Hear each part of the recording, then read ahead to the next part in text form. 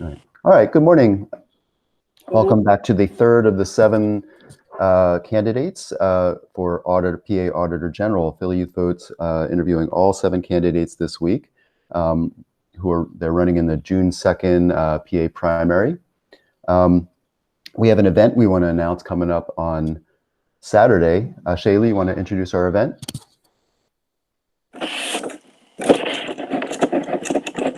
Yes, so the event is on Saturday. A party's going down. You see the wonderful list of DJs we're gonna have, from old school DJ Jazzy Jeff to new school DJ Diamond Cuts, and it's free. You're not gonna get to go to any other party for free with these DJs anytime else. There's nothing else to do. You should slide. You should be there.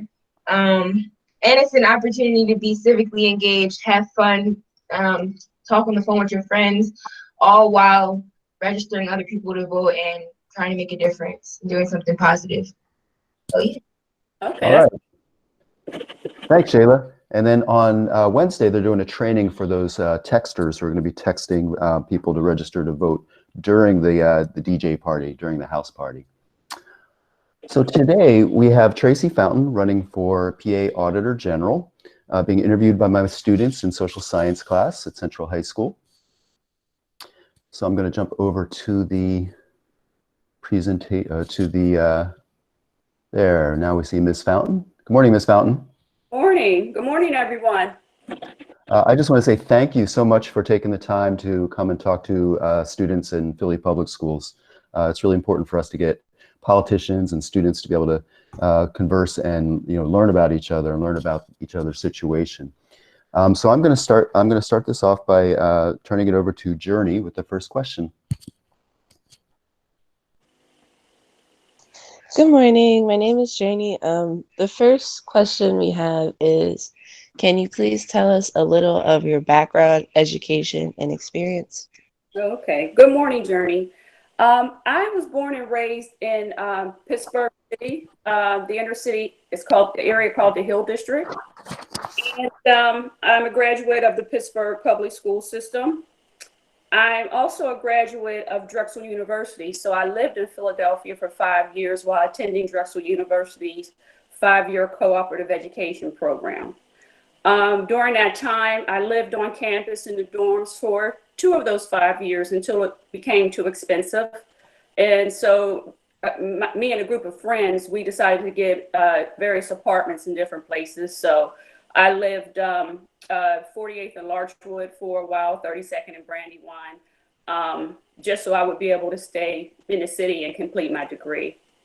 When I graduated, I took my first job in Harrisburg, moved to Harrisburg with the intent of staying here only about 2 years, maybe as a career builder.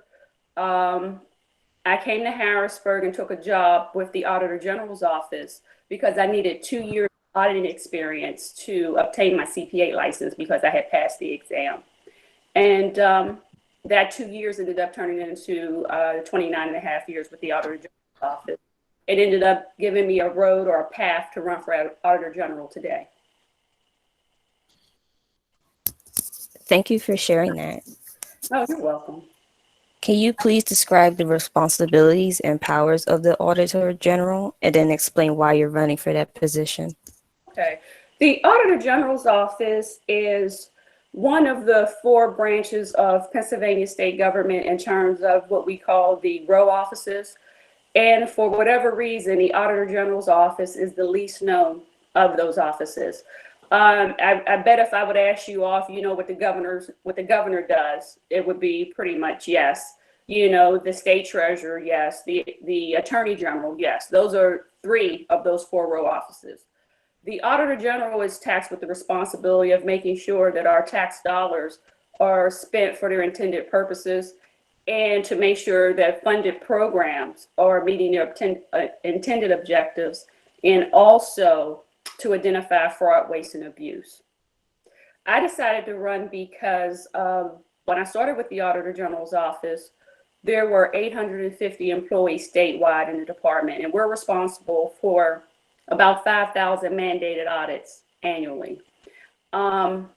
I decided to run because of my technical skills, the fact that I've been a bureau director of 5 different audit bureaus during my tenure, in addition to the department's technical training manager before that, where I went out and conducted training classes for employees on how to properly do audits.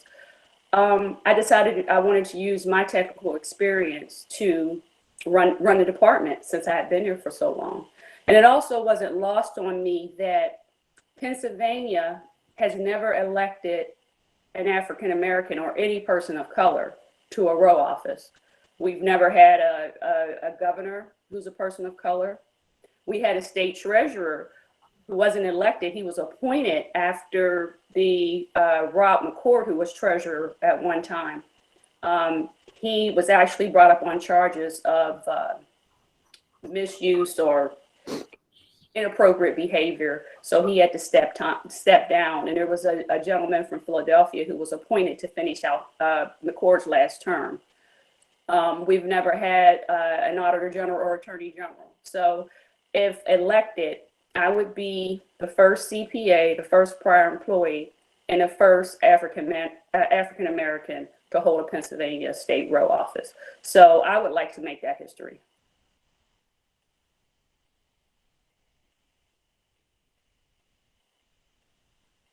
Any other questions? LaQuinda? Sorry. Hi, my name is LaQuinda. I'm part of the voter registration team at Central High School, and I'm a current junior at the school. Okay. And my question is, as our country and state are coming back from economic effects of COVID-19, what are you going to do to help the efforts in coming back for businesses and workers? Okay. If you visit my campaign website, which is www.tracie4pa.com, and here you can see how Tracie is spelled. You'll find where I wrote a couple op-ed pieces, and they're on the media page of my website. And I talk about the safeguarding of the COVID-19 funds to make sure that I think Pennsylvania is getting about $2.9 billion to make sure that those funds are awarded to the intended recipients, the people who are really in need. And what you actually find a lot of times is when there's a large influx of money like that, if there aren't proper procedures or controls in place, it's very easy for that money to end up being used fraudulently. And I know that a lot of people will say, well, let's just wait for the Auditor General to do their audits of that funds. But the thing that I want everybody to understand is that the Auditor General's office is a post-auditing agency by law. And what I mean by post-auditing is that the Auditor General has no authority to audit any state dollars until after they are spent. So if we wait until the COVID-19 money is awarded and spent, if it has been awarded to someone who doesn't qualify or someone who put in a fraudulent applicant or things of that nature, then the money would have already been spent and wasted and not available for those people who are truly suffering and need it. So what my call to action is, if you read that piece, that op-ed piece, is that I'm asking that all these people that are in charge of all these different state agencies that are responsible for distributing this money, that they put in some pre-monitoring, pre-verification, pre-audit procedures to make sure they have policy and procedures in place to do some type of verification to make sure that the applicants actually qualify and exist and are residents of Pennsylvania and are truly the people who are in need, who suffered the losses from this COVID-19, so that we make sure this money gets to its intended purposes. In addition to that, if elected, I would want to make sure that we do some auditing in terms of doing monitoring of these programs to make sure that they achieve their intended objectives and reach the right people. Well, thank you. Our next question is, PA taxpayers pay $18 million a year for the Keystone exams that high school students have to take. What is your stance on standardized tests? Do you feel like these tests provide a racial disadvantage or advantage? And do you believe they are necessary? Well, I will tell you that, like I said, I'm a graduate of the Pittsburgh public school system. And when I was in the seventh grade, I was asked to enter the Pittsburgh School District Scholars Program. And to do that, I had to leave my school, with the friends that I had gone to school since elementary school and entered into this program. And to make a long story short, when I graduated with out of a high school class of 500. And I was told that I graduated in the top 10% of my class. When I applied and got accepted to Drexel, when I got the results back, because they had a student assessment testing, I was found to be a very slow reader. And so I spent my freshman year taking a reading class to help me improve my reading skills. So that really, first of all, used to be embarrassing for me to say that, but it also made me think about if I was evaluated through testing at the top 10% of my class, and then when I get to this more major school, I have these problems, then how good was the education that I received, So that really, the thing about testing is there's good and bad points you don't know, because you may not be evaluated accurately, I don't know, but I think that the decisions in terms of how we decide how children are placed shouldn't be based solely on testing now.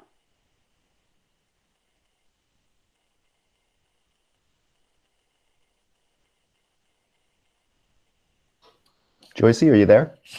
Sure. I'm sorry. What will you do to provide more resources for students' mental health? Well, part of my platform is that I'm running because what's most important to me is the work that the Auditor General does, the Auditor General Department does in terms of protecting our most vulnerable citizens. So, like I said, in terms of making sure that these programs are reaching their intended objectives is a very strong part of my political platform. The services that mental health services and things of that nature are coming out of the Department of Human Services. And so they're in charge of all the programs that are being run. And just because of their sheer size, you just have to make sure that someone is in there to make sure that they're following up and doing evaluations to make sure that these programs are working. Because if the programs don't work, let's stop funding them and find some that do. Okay, and one of the things that I've learned during the course of my career with the Auditor General's office is that when you're dealing with program people that are responsible for, managing these programs on a day-to-day basis, you have to think about how they view it. And the way that the money is awarded to all state agencies for their various programs is by appropriation during the annual budget process. So they really think from the standpoint that we want to get this money out and we want to spend it, because if we don't spend it, we may not be awarded as much the next time, and therefore our program, won't be able to exist or move forward. So I want to take the focus off of, we want to make sure that we get it out, but we also want to make sure we do proper monitoring or evaluation, site visits, and things of that nature to make sure that people are receiving the services, children are receiving the services they actually need and are getting better as a result of them. So those are the things that I would include in the audits that my auditors would do if I was elected.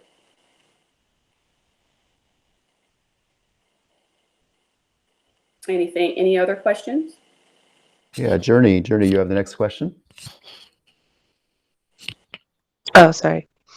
The next question is, what will you do to make sure Pennsylvania schools are fairly funded so Philly students can get an education equal to students living in wealthy suburbs? Okay. One of the things that I would like to do is when the Auditor General's office has a responsibility for auditing all the school districts and charter schools. And to date, all of those have been in terms of a lot of individual audit reports that have been done. I'd like to do a report that is a continuation of those individual audits, but also a summary type report that would look at the funding by school district, by area, and also compare that to outcomes and really show that total picture. As far as educational funding and the costs, one of the biggest driving factors are special education costs. And it's my understanding that the School Reform Commission, when it comes to making a determination as to where children appear, where they are in that spectrum in terms of need of special education, on the lower end, middle end, or higher end. If when the higher end is picked and needed, that's really driving educational costs up. I'd like the school districts to have a lot more say or input into that process, so that there's more of a working relationship between the school districts and school reform boards, because it's my understanding from school district people that I've spoken to anyway, that they don't feel that they're necessarily a part of that process. Also, with in terms of when you take Philadelphia School District, our largest school district in the state of Pennsylvania, I think Philadelphia is educating about 200,000 students. I believe that's the number. You take, I live in Harrisburg City, which I think we have a city population of 50,000. I think Pittsburgh City School District is educating about 50,000 students. So one of the questions I have about Philadelphia, and I'd like to hear you guys' response, is it just too big? Should Philadelphia School District be one overall district? Is it just too big to manage? And what are you all's thoughts about that?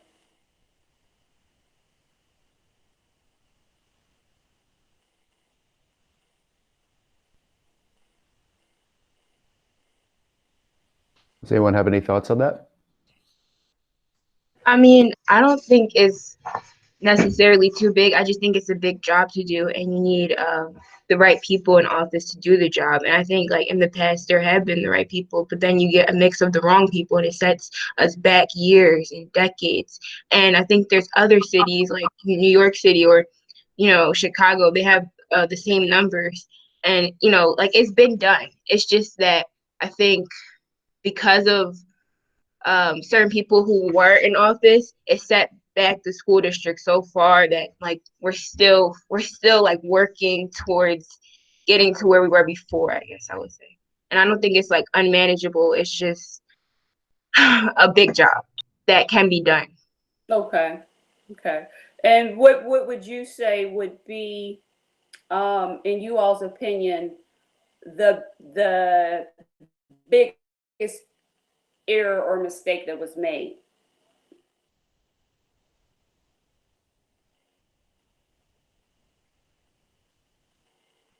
I guess I would say, I think his name it was our last governor. I forgot his name. Mr. Quinn, what is his name? It was, well, before Tom Wolf. It was Tom Corbett. Yeah, Corbett. I think that was the biggest mistake. Wait, is that the question? The biggest mistake or something? Yeah, Yes. I know that. I remember in 5th grade, that's when I was in school, when he was governor, it was like a very big deal getting him out of office. Well, I don't know if his time was already run out, but whatever the deal was, there were many protests against him. It was made very clear that he was the reason why money was being taken out of the school district. And I think there were even like policies or laws made where it was like, the way they gave money to the school district was based off of your household, how much you pay, like, for your household. And of course, what'd you say? Property taxes? Yeah, property taxes, right. And of course, like, people in Lower Merion, like one of the richest places in America, are going to pay more than people in Philadelphia, even though we have like way more kids who need the funding more than they do. So yeah, I think it was that whole era of politics. And then now we have Tom Wolf, who's like, I think he's trying to put things back in order, but I mean, I don't think it's just going to take him. It's going to be, reform over years, and just keep working. Yeah, you bring up an excellent point, because the value of the homes in each district has a very, very large impact, in terms of the amount of money that the school district receives because of the property taxes.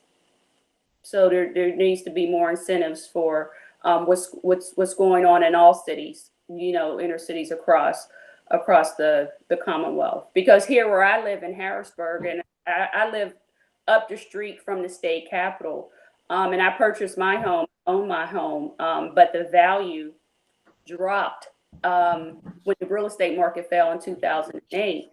And so you really can't sell your homes for a profit or anything like that. And Harrisburg City School District is really struggling right now. Thank you. Oh, Go ahead, I was Shayla. gonna say, I think that might be the reason why it's affecting Philly more. Like, it might be, I think it's affecting everyone statewide, like wherever there's like urban areas or poor areas. But because there's so many people in Philly who are living like that, it's just on a higher level. So, but it happens statewide, like you said. Mm-hmm. I think the other side of that too is, as regentrification continues to happen, and city property values go up, and people like us get maybe sometimes frozen out. You have to worry about that as well. So there does need to be some type of balance. All right, thank you, William. And then Shayla, you have the last question.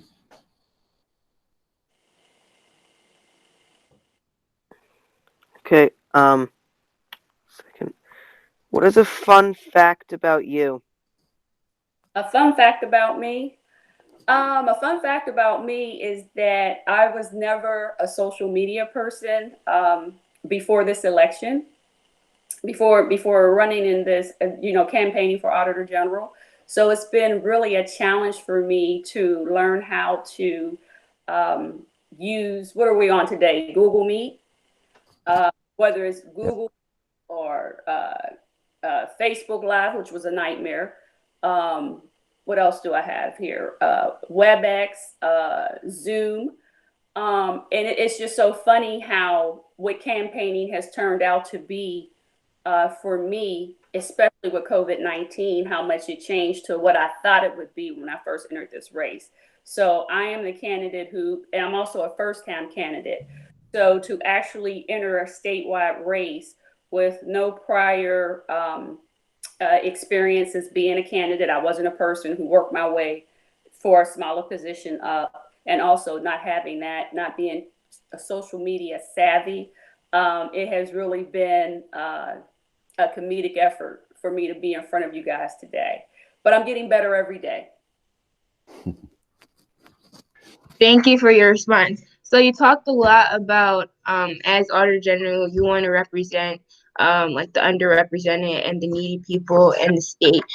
And with that in mind, why is it important for us young people to vote? Oh, it's so important for you to vote, and I want to commend you all for being involved in this process, because when we don't vote, we're not represented. And I'll tell you, as I go around the state, that when I was going around in terms of being able to campaign in person, one of the things that mentors to me, what told me, was make sure you get into our Black churches. And I was astonished to find out that so many of our ministers will not allow candidates to address the congregation.